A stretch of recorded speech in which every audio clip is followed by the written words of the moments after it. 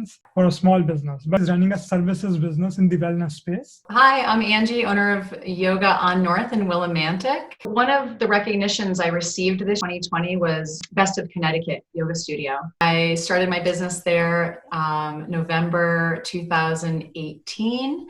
I was going very, very well. And after I signed a lease for a second studio next door because I had such great overflow and I had to shut both studios down. And when I was finally able to open up in July 1st, it was slow going. Do you think you'll be able to survive the pandemic? It's certainly been challenging. And I saw a lot of my sister studios close down, and I do think I'll be able to survive. It's not easy. I just have to be creative, and that's what I've been doing since I was able to reopen the studio. How did you end up starting it? What was the motivation? I was a social worker, 2000-ish, 2001, and I had moved back to Connecticut. I was working with kids. I really wasn't even that familiar with yoga. I had tried it a couple times from having a knee injury, and someone said, "Oh, you should do yoga." And I was like, "Okay, whatever." And that was it. But then there's something that stuck with me. Working with kids, there was an after-school program. It wasn't funded very well. There was just no money. And so I just started doing stretching with kids after school. I knew that they had a safe place to be for a long time. And I just saw the results. I saw the results of their movement, their interaction, their sense of community. And so I decided to go get certified. And so that was back in, I think, 2004, 2005. I went to Kripalu up in Lenox, Mass. I chose that style because it's, no pun intended, quite flexible. I can make classes that are vigorous. I can make classes that are really gentle. I kept having a draw, a pull. And my grandparents, who are astrologers, I was talking to them about it. And of course, they did my chart. And I started talking to them about opening up my own business. I was teaching free classes in Willimantic behind Grounded Coffee Company on Main Street. I just wanted to get to know the community. Slowly, word got out that I was doing this. Someone approached me. They mentioned they had a space. I consulted with my grandparents, of course. I always do. and my parents. And my grandparents did a chart. And they said, you have to do your open house on this day. You open on this date. And there you have it. As an Indian, I can see a lot of people nodding their heads and saying, yeah, that was good that you got, this Muhurat, or basically an auspicious day predicted through astrology. But as a scientist, I do not endorse this way of thinking or living. So I have to add both of those pieces. So right. My cultural background attunes me to understand why you're doing that. But as a scientist, I cannot condone this. So anyway, so you're trying to build something where you are the owner and you're trying to grow. Financial piece, I didn't have to take out any loans or anything. The rent of the space that I had was very, very affordable. It was part of a marketplace. They're so wonderful. They were so patient also through the pandemic, and that helped me survive for sure. So my overhead costs were not a lot. At first, it was just me. For the first probably 6 months. And that's all I expected. I only thought that it would just be me, a couple of classes a week, and that would be it. And then, so I had over 100 people walk through the door at the open house. So I was excited. I was opening November 1st, the day after Halloween. And I got there early. I set up the tea. Everything was pristine. And my mom was with me. She was going to take my first class, and no one showed up. Not one person. Uh-oh. And that was the only moment where I was like, what did I do? What did I get myself into? And so I went home, and I was, I just had that moment of like, oh, and I just sat and I kind of prayed. I meditated. I visualized my space being very full. I was taught that from my grandmother. And the next day the class was packed. It was I believe a Saturday morning, and it was busy, and I just was really happy. And it wasn't just because it was packed. It was people had a place to go to feel a sense of community. And that's been the thing I hear the most about my space, is that they feel like they have a place where their voice is heard. They can go. I love watching the interaction, people starting off as strangers. And before COVID, I would have a tea station, and people just sat around after class and would have tea and get to know each other. And it was just such a nice thing to see grow. And then it started growing really fast, which was great. I had to hire a few teachers. I had 5 or 6 teachers. And though you didn't take a lot of, say, debt to start the business, but what about, say, sweat equity or emotional investment? It's time and it's emotional investment, but I never felt like it was draining. I felt excited about it. I felt motivated, and I was going for it. And the teachers were so wonderful. I chose teachers who had a similar attitude, people who, it's important for me to honor the roots of yoga, but also make it so it's approachable. People can understand. People can walk in and be like, oh, I can see that. That looks familiar to me. Can you also talk about the community where your studio is based? Like, is it a well-off community, or how is the area? Willimantic, from what I understand, it's considered more of a poorer community. I could be wrong in that. It's just from what I hear. But I just love the diversity, the ethnicities, the age groups from, the colleges being around. I have the professors, I have the students, everyone comes together. Programs where people could have free yoga. I'm a big believer. If you can't afford it, that should not be a barrier. Creating these jobs, you were able to employ 5 people. Your business was growing. You took on the lease of the adjacent space also. So do you think like you were able to maybe contribute financially more towards the town? Having that Best of Connecticut recognition brought people to the studio. There were a lot of people coming from other towns who were contacting me from other areas. And when they come to the studio, I'm always talking about the restaurant right next door, the co-op across the parking lot. I also, in the very beginning, did a lot of collaborations with area businesses like Grounded Coffee Company. I did like 20% off, come to a class, get a gift certificate, go to Grounded Coffee. I'm a big believer in supporting each other's businesses. I did another collaboration with a martial arts center where we did half of a class at my studio. 15 of us went to the martial arts center. They never would have gone if it's not something that we had set up. So I try to do a lot of things like that to bring awareness to other businesses in the community, which I think can enrich the community. How are these other businesses doing? Everyone has had some level of shutdown, or they've modified their schedule. And I had to do the same thing. I had to go to only Zoom. I didn't know a thing about Zoom. I didn't know a thing about YouTube. But from the day I had to close, the next day I was on Zoom. I stayed up all night long. I figured it out, and that was it. I knew I had to make that transition fast to survive. Next generation is changing, and for them, there isn't that much of a distinction between virtual reality versus in real life, and the Zoom model for yoga is okay. Or like, how do you think about this? At first, I remember thinking, I can't wait for this Zoom thing to be over. I really, because I'm the kind of person that I love to be in person. I think energy live feels different, but I think a lot of people have gotten used to this. And my plan is to every class, and I currently do it, every class that I teach in the studio, I Zoom also. Because even after all this goes away, whenever, people still will maybe want to stay at home. So my plan is to keep Zoom going, be as versatile as possible so I can reach as many people as possible. Did you have to close your physical location, or did you stop offering physical classes? I closed both businesses on my birthday. That was a fun birthday because my classes were so busy. I had to turn people away, and I didn't want to do that. So I had signed a second lease on March 14th with the expectation I was going to open April 1st and everything was going to be fabulous. And then on March 16th, my birthday, I had to close both businesses down. And I was devastated, but I still felt lucky because people had it way worse. And so, I quickly licked my wounds. I focused on figuring out Zoom and YouTube for the next 24 hours. Physically, I had to close down, but the very next day I was on Zoom.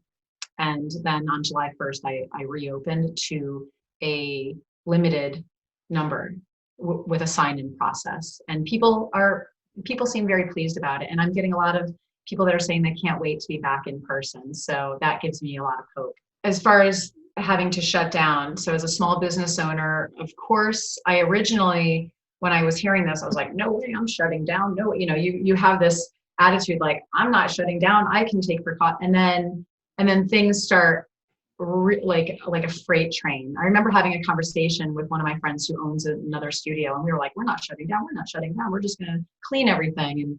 But that was in the beginning. That was like mid-March. And so I feel like it should be, I want to make sure everyone's safe. That's number one. I want to make sure my teachers feel comfortable and safe. I want to make sure my students feel comfortable and safe.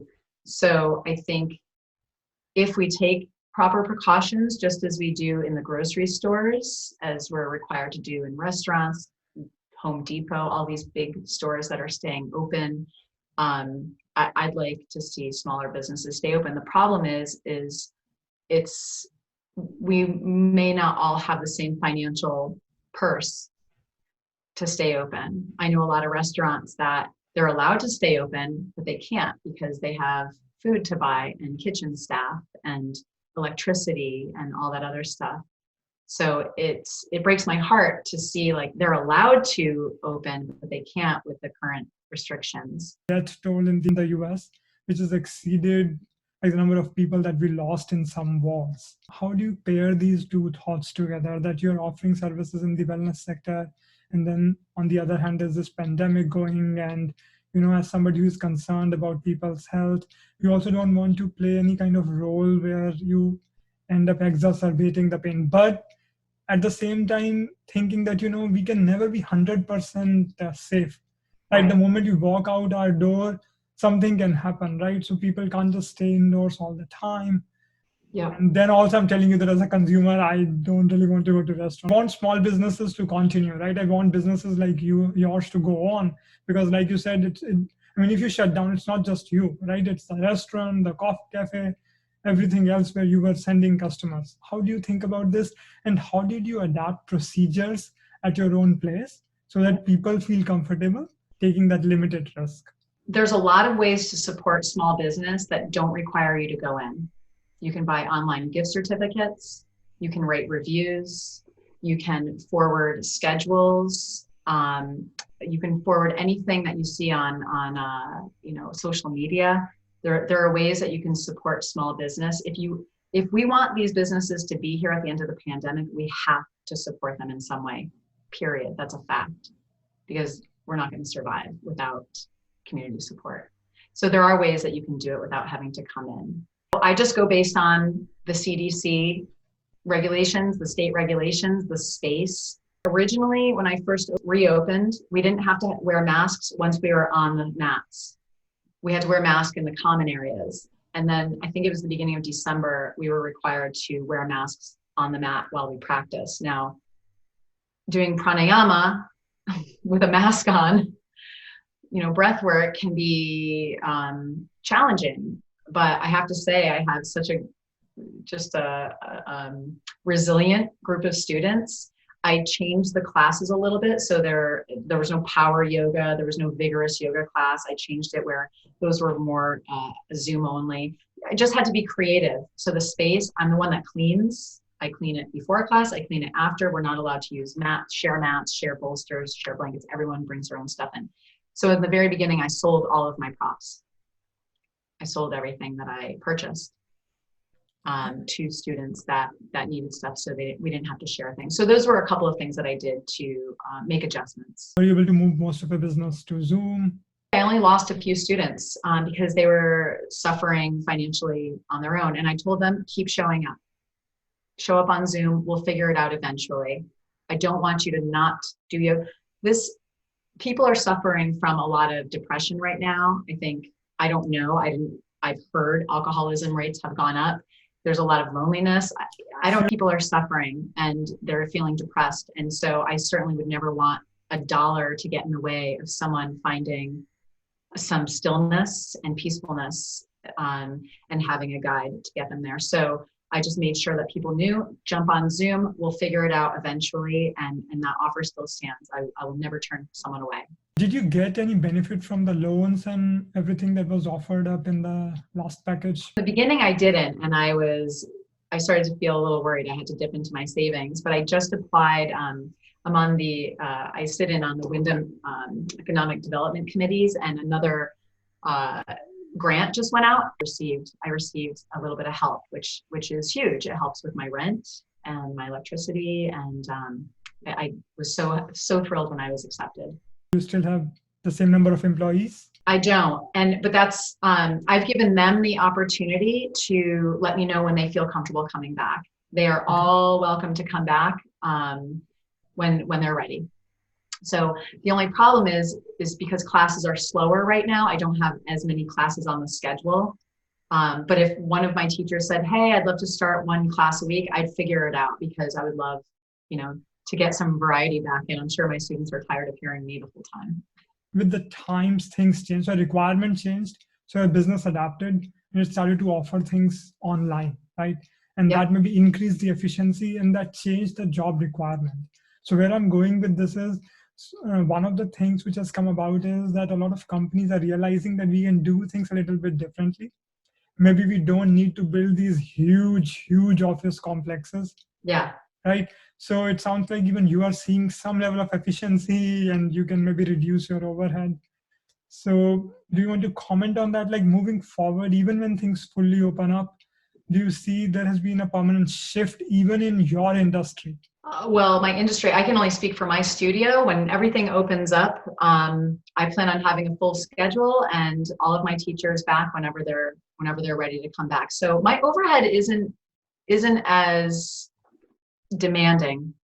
Like I said, I do all the admin stuff myself, but it's only a few hours a week. It's not my favorite part of the job, because I like to be with the students and teach, but but it has to get done.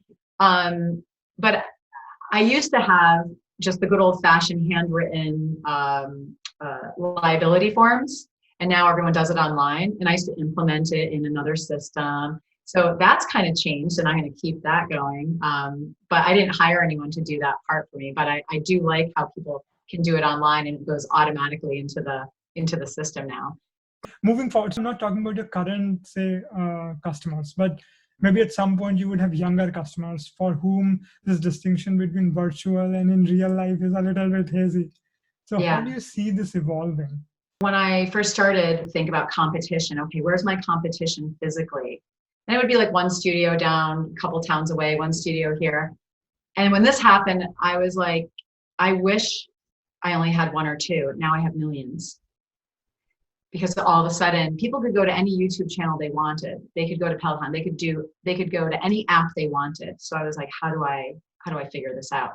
Fortunately, I had already established a really good group of students that loved being in the studio, and they came with me.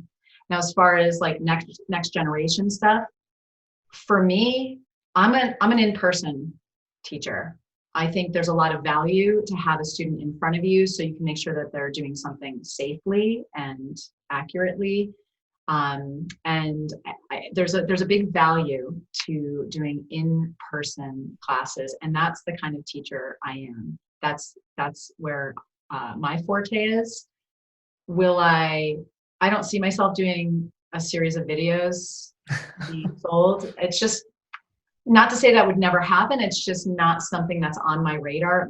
What's on my radar, and I have a big plan that is it's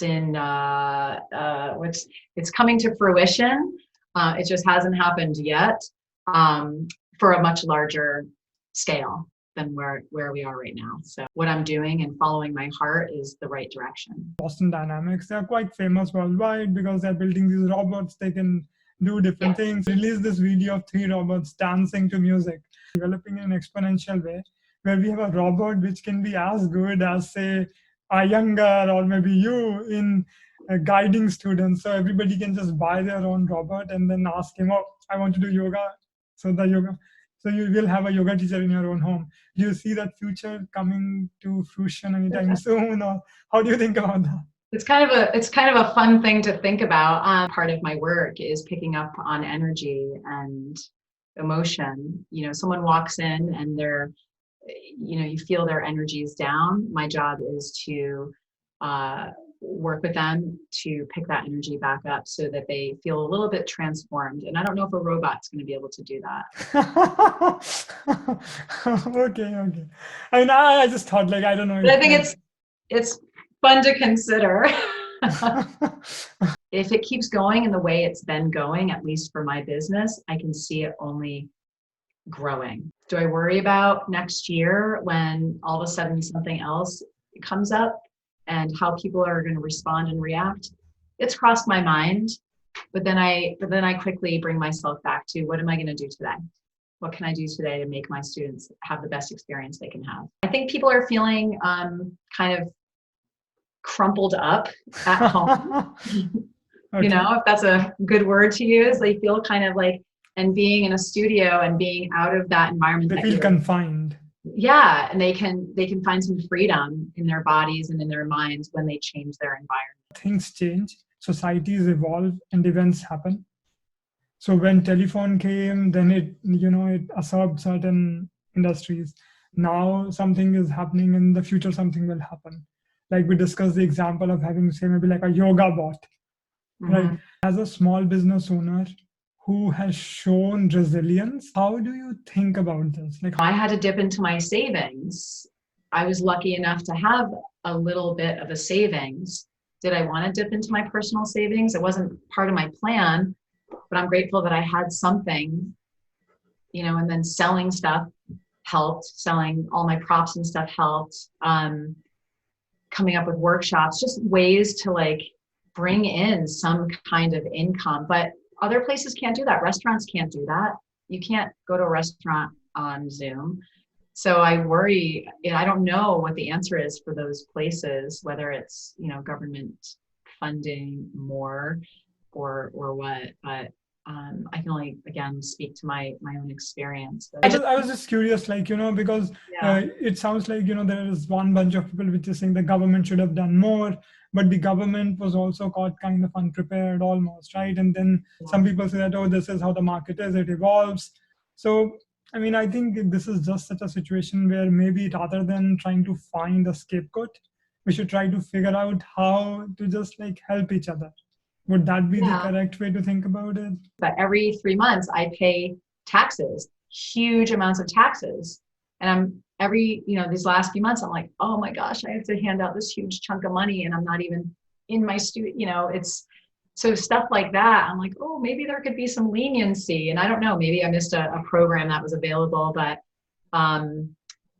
some help like that would be, I'm sure, appreciated, where we didn't have to pay certain things. I know, you know, electric companies have to make a living too. They're also a business, but it's hard to pay electricity when you don't have people coming in. You raised a really good point again. So just to compare it to another example, I know that car insurance companies have given some rebates or discounts to their customers because people just aren't driving that much, right? So what you're essentially saying is that as a small business that is not using their space, so you would want to see maybe some help, little leniency, little forgiveness. Aside from your business, like what else has caused some worry, and how have you been just handling the last few months, if you want to talk about that? I love to be outside. So I just try to stay busy being outside. I think my biggest worry is I see people who have parents that are growing older, and I'm very close with my family. I would love to hug my grandmother and grandfather and sit in the same room as them and not have to wear, you know, there's a lot of emotion that's taken away when our mouths are covered. And I'm, again, big into energy and expression. And I can't wait for the mask to be gone because I like to see people's faces and smiles.